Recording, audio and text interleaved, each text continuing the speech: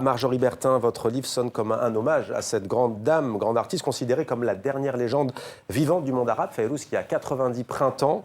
Un livre qui se lit comme on écoute un CD de Fayrouz.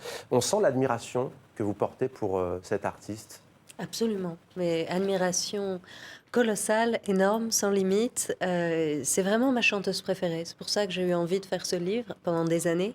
J'osais pas le faire parce que je me disais, puisqu'il n'y a pas de livre en français sur Fayrouz, c'est qu'il y a quelque chose de magique, de sacré, peut-être qu'il faut pas y toucher. Et puis je savais pas non plus où était ma place pour parler de Fayrouz, n'étant pas libanaise, n'étant pas... Et quand est-ce que vous l'avez écouté pour la première fois, vous vous souvenez?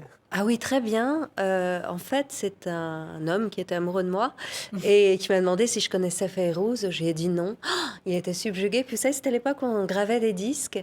Et il m'avait gravé un album de Fayrouz avec une chanson de Fayrouz, à Baïtak Bel Saif, sur les 22 pistes du disque. Ouais. Et j'ai écouté Il est cette malin, chanson. cet amoureux, cet ancien amoureux, faire écouter Fayrouz.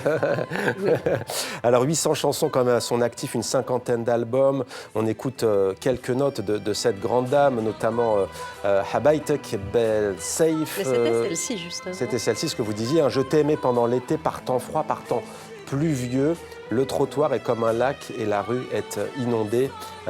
Alors sa première école, ça a été la radio. Oui, absolument. Et littéralement la radio, parce qu'elle vient d'une famille très modeste, tellement pauvre que ses parents n'avaient pas d'argent pour avoir une radio chez eux. Donc elle écoutait la radio des voisins par la fenêtre de sa cuisine. Et c'est là qu'elle a commencé à chanter, en écoutant, en mémorisant. Et après, elle va commencer sa carrière en chantant comme choriste, mais comme première choriste et puis comme première soliste très rapidement pour la radio. Pourquoi et comment est-elle devenue une icône? Il y a beaucoup de raisons.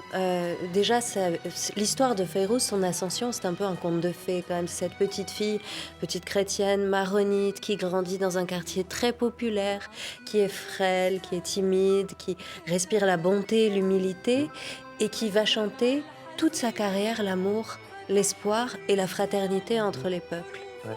Et puis, il y a les comédies musicales dans lesquelles elle va toujours jouer une héroïne candide, courageuse, qui représente son peuple, l'amour, la justice, la bonté qui triomphe. L'attachement aussi à la terre. Elle n'a pas quitté le Liban pendant la guerre civile? Non, alors que tant de gens sont partis, elle est restée et elle a pris une autre décision aussi qui a été très importante, c'est qu'elle ne s'est pas produite au Liban pour justement ne pas être prise par une communauté ou par une autre communauté. Ouais. Oui, voilà, absolument. Et une des grandes dates de votre livre, 1994, c'est le retour, le concert Place des Martyrs. Fayrouz, Place des Martyrs, à Beyrouth. Donc elle ne s'était pas produite depuis le début de la guerre civile.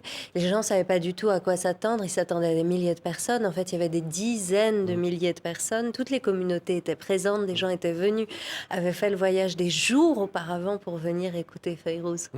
La musique donc de Fayrouz avec ce livre Hommage. Vous n'êtes encore jamais allé au Liban, d'une certaine manière si, à travers votre amour pour cet artiste. Vous comptez y aller peut-être? Oui, bien sûr.